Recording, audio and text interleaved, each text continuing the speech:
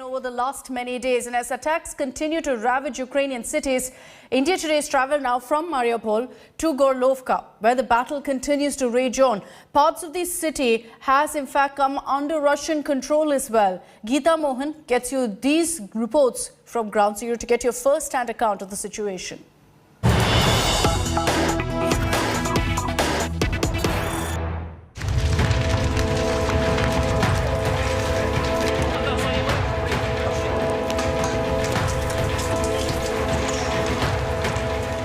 A city in ruins, out of food, out of water, out of electricity. India Today is in Gorlovka, a city near Donetsk Oblast in eastern Ukraine. The war trail has taken us from Donetsk to Mariupol to Gorlovka. India Today is the world's first television crew to reach deep inside the Russian-controlled territories of Ukraine. The after effects of massive shelling here in Gorlovka. Shards of glasses now being removed by the residents. They're not leaving the city that has come under heavy shelling from the Ukrainian side. The windows broken, and now this lady over here, this old lady over here, is cleaning, tending to her garden. She's cleaning the glass, shards of glass, and what she says is that her flowers and her garden has been destroyed.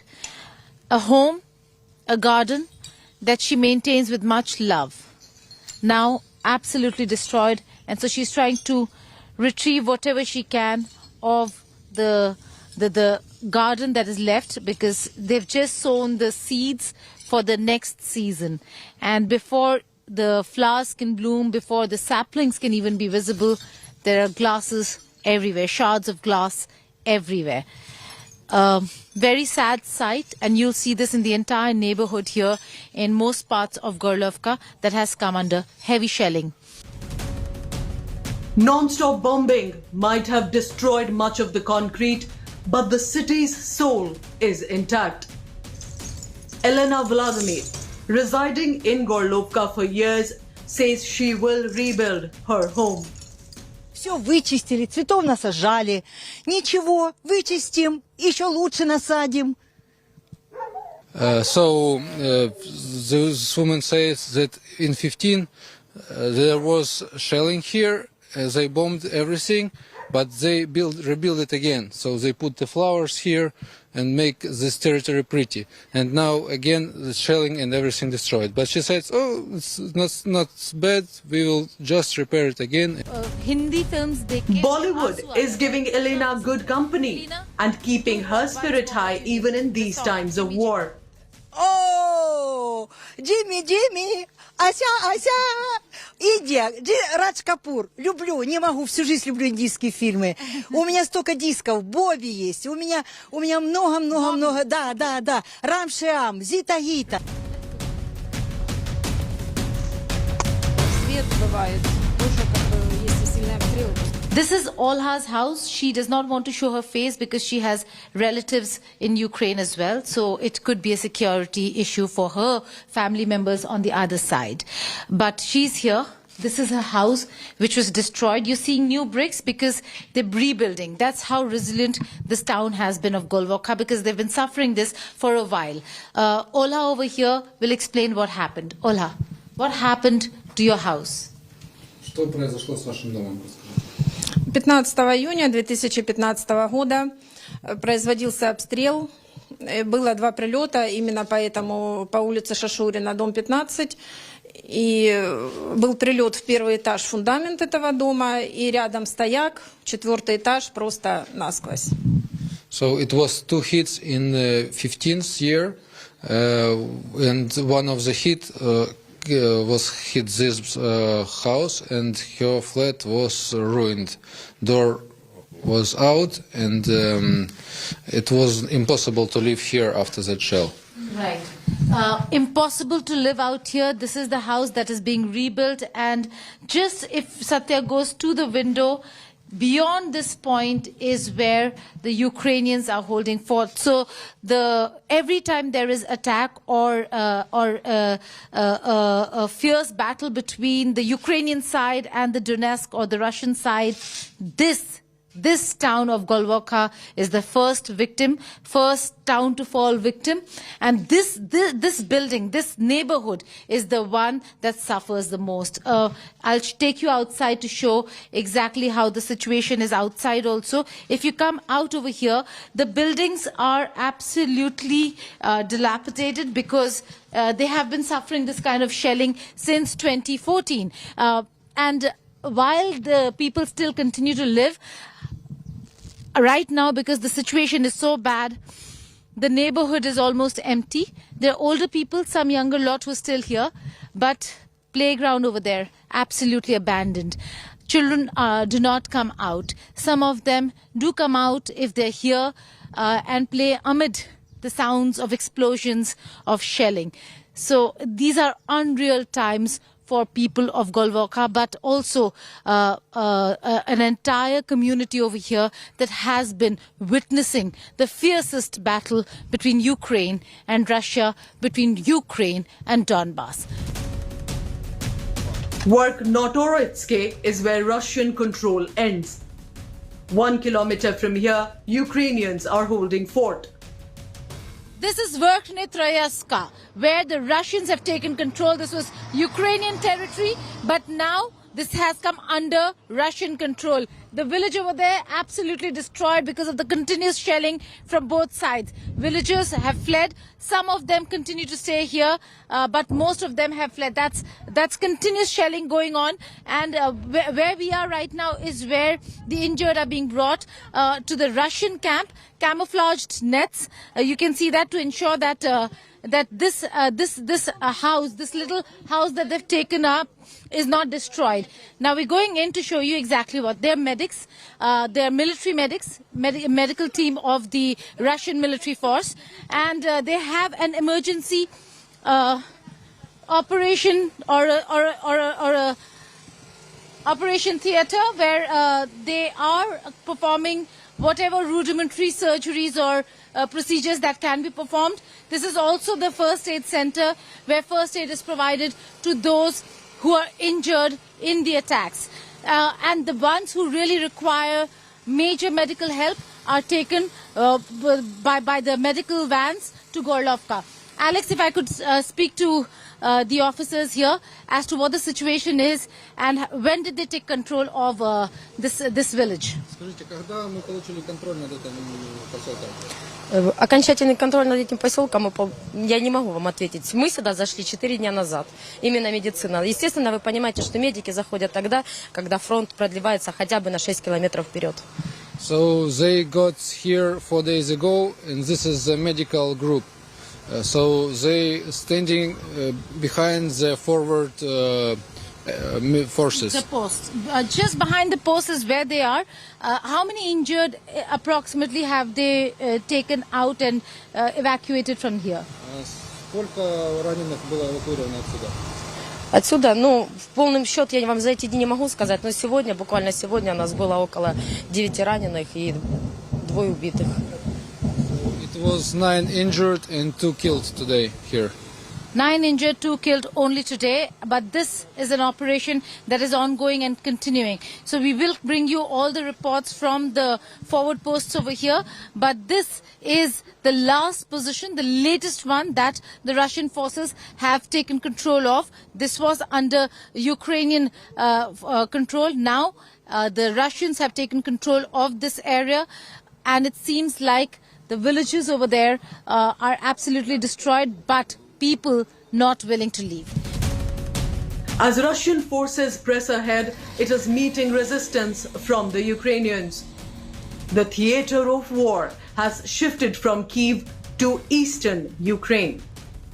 This is the last post where the Russians now have taken control. This was on the Ukrainian side, Verkhovna, where the Ukrainians had control. Now it is absolutely under Russian control. The village absolutely destroyed. We're being told there are only 30 civilians who are still there over here, most of them old who do not want to leave, but only 30. The rest have fled to safety either on that side or this side. Shelling ongoing from both sides, trying to regain control when it comes to the Ukrainian sides, trying to keep control when it comes to the Russian sides. Mortar shelling visible in all houses that are absolutely destroyed. There was a mortar shell that fell on this house as well, where we are standing right now. But it seems like this is going to continue because this is the last position for the Russian side, a critical one at that. In areas where Russian forces have taken control, it has confiscated machine guns and ammunition from the defeated Ukrainians. This is one of the homes where the Ukrainian forces had placed their machine gun. You can see the remnants, the pellets over here, and the action here on the door. So there are a few homes over here which were being used by the Ukrainian forces to base themselves out of, and the action against Russian forces were being carried out from these very places. So some of the homes over here had a huge stash of ammo, and that ammunition has been confiscated by the Russian side while the Ukrainian forces withdrew and went back to the positions that they're in now. A lot has been said about the Ukrainian love for their motherland and their resolve. The same holds true for the Russian troops. India today met a soldier couple in the war zone.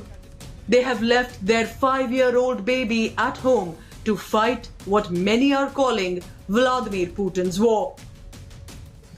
On the front lines, fighting with the forces to take as much territory as they can. They're ensuring a DPR Russia win, and we'll have to wait and see how the Ukrainians react. There are young couples, young forces, young women fighting the forces on the other side as well. But this is a young couple fighting from this side. Tanks moving to the front line over here. We've seen this continuous action, continuous movement of tanks that have been moving from Gorlovka and other areas up to the front line. This village now has been taken and is under Russian control. Those are Russian military personnel and forces who are now moving to the front as and when they require more ammunition, more backup, more support. You'd see this road being used to go up to the front. Russia is sending reinforcements, including T-64 tanks, to the region.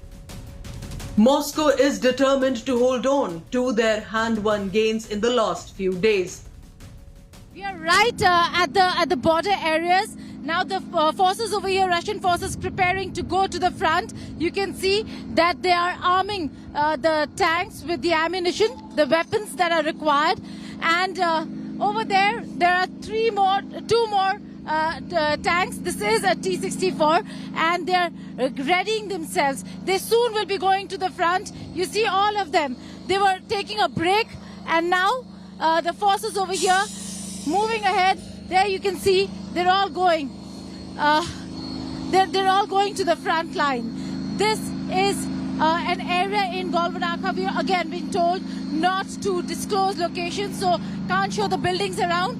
Satya is keeping it very specific to the tanks that are here and will be in motion very soon.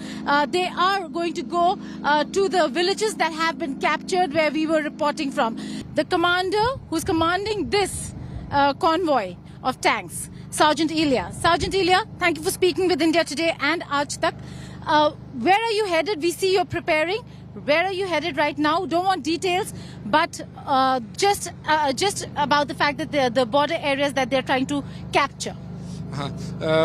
Не нужны детали, но скажите, куда вы направляетесь, то есть какие у вас примерно задачи стоят, то, что можно сказать. Задачи стоят на Новобахмутовку, отбить сейчас, вернуть ее нам, то, что нам положено, и нашу территорию.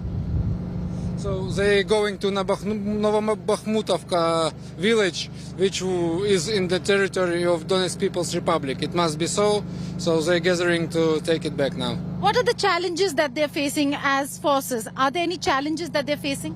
Какими проблемами вы встречаетесь как подразделение? Проблемы со стороны Украины. Ну, вообще, то есть какие у вас... Operational challenges. Да, технические какие трудности, то есть как это... Технические трудности, да, в принципе, никаких, только машинки старые, уже уставшие. Приходится их самим заниматься, их там подкручивать, там всякие патрубки, со временем уже стали протираться и так далее, то есть... So the only problem they meet is the old technique, and they need to repair it seldom. Because these are the T-64s and not the T-90s, which are the latest tanks of the Russian forces. Да, это Т-64, не Т-90, которые... Ну, конечно, это 64-ки, которым уже лет 50 им точно. So at least these tanks are 50 years old. They're 50 years old, but why do you think Russia thinks it's okay for a T-64 to fight Ukrainians? Do you think they do not require more power to fight the Ukrainians? Is this enough? Вопрос такой, хватает ли Т-64 для украинцев? То есть, может, нужна техника лучше или достаточно этой? Ну, пока мы справляемся с этой, у нас есть 64-ки, 72-ки, у нас, в принципе, вот в батальоне 40 танков, поэтому мы потихоньку справляемся с этой проблемой. So they have